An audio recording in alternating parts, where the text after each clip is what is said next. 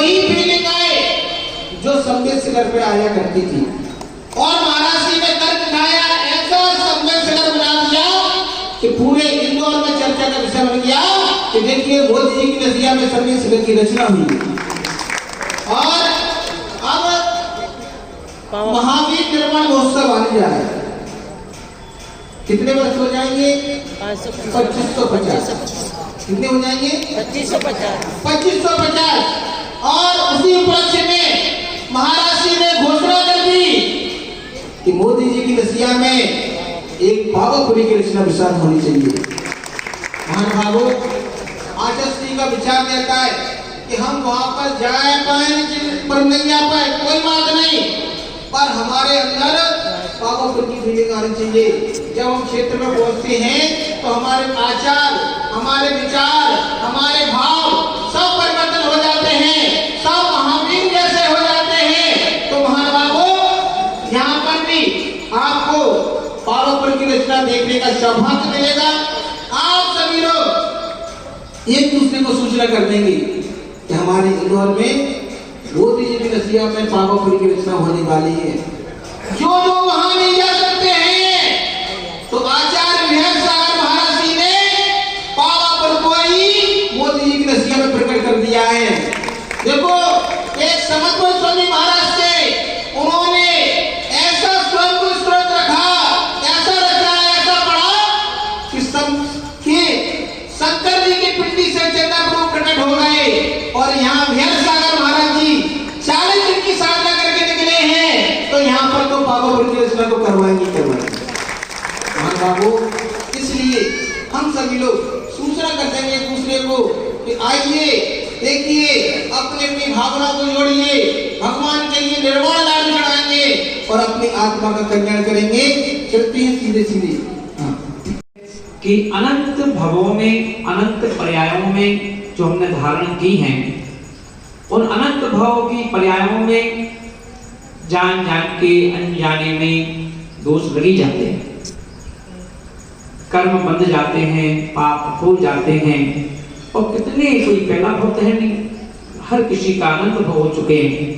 और अनंत भवों के वो कर्म जो है, कर्म सिद्धांत एक ऐसा सिद्धांत है कि जरूरी नहीं कि टिट फॉर टैट तुरंत का तुरंत निपटा दे। कर्म आज करो, ना मालूम कौन से भव में निकल के जाए।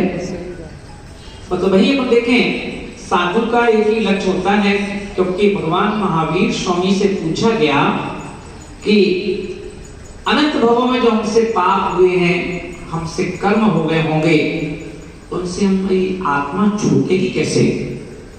तो आचार्य भगवान महावीर स्वामी ने एक बहुत सुंदर सूत्र दिया, तपसा निजराचे, तप करो, तन मिला है तो तप करो, और तप से निजरा करो, और निजरा करोगे तो मोक्ष पक्का है। तो हम देखें कि जैन दर्शन में उपवास एक ऐसी चीज है, उपवास यानी निज में वास।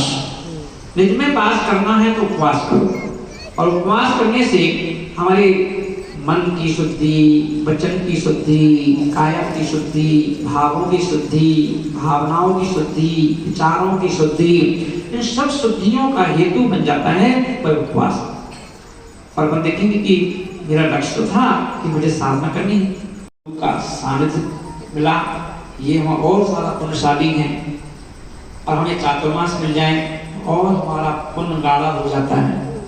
और वहीं अपन देखेंगे कि हमारे परिणाम साधुओं के पास जाने के हों, उन्हें आहार देने के हों, उन्हें चौकी लगाने के हों, और हमारा पुण्य गाढ़ा हो जाता है। और यही एक श्रावक और साधु का जोड़ा है। श्रावक और साधु एक धर्म रूपी रथ के दो चक्के हैं। हम देखें कि हमारे कमल जी ने रोजाना संचालन करके उन्होंने पूरा पुण्य उठाया। हमारे योगेन जी लगे रहे, हाँ क्या करना है बताओ, टॉप देती है, दूसरे देता है वो मंदिर है, छत पे खड़े हो जाओ तो कहते देखो वो हमारा जो ना वो वाला मंदिर हो ना, वो हमारा मंदिर है, वो वहाँ का मंदिर है, वहाँ का मंदिर, टॉप को देख के बता देते हैं। पर टॉप तो देख जाती है तो बता देते हैं, पर रास्ते कहाँ से वो नहीं बता पाते, क्या देखते नहीं है ना। ऐसे ही वेदी में बैठे हुए जितने भगवान हैं वो टॉक हैं, शिखर हैं, वो हमें दिखाई दे रहे हैं। पर वहां तक जहां तक वो पहुंच गए वहां तक के पहुंचने के रास्ते हमें दिखाई देते और उन रास्तों को खोजना ही साधना है।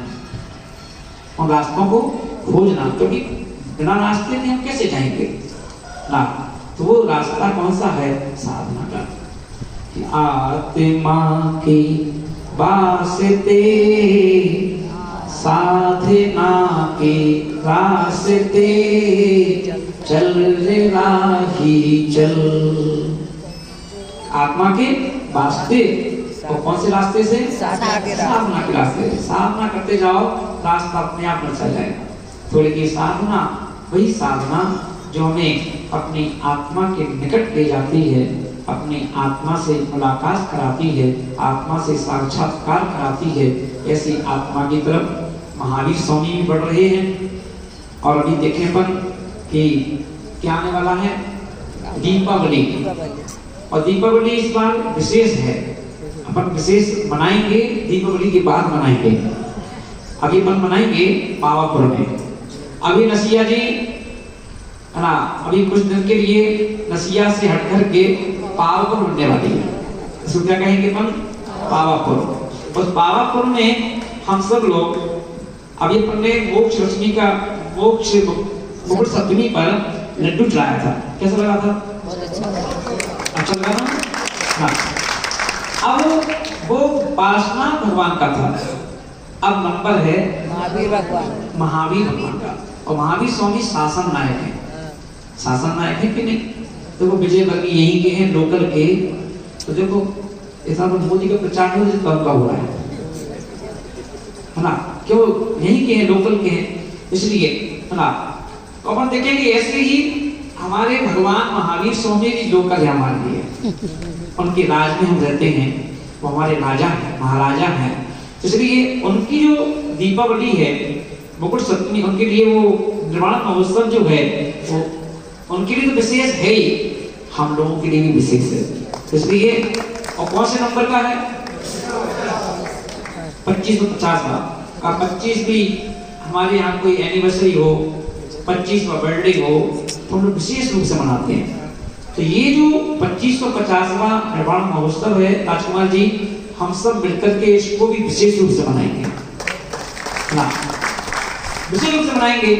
51 परिवार लड्डू चढ़ाएंगे, अलग अलग 51 परिवार लड्डू चढ़ाएंगे है ना, एक सी साइज के। और एक लड्डू चढ़ेगा 51 नंबर का है ना, वो कौन सा होगा? विशेष लड्डू होगा। विशेष लड्डू के साथ चढ़ाएंगे, विशेष आरती के साथ चढ़ाएंगे है ना, विशेष पूजा के साथ चढ़ाएंगे। तो वो लड्डू हम लोग लड्डू चढ़ाएंगे उस दिन बड़े विशेष रूप से ना, सब ध्यान रखेंगे। और क्योंकि अब महाराज जी का समय हो गया, चतुर्मास समाप्त होने वाला है।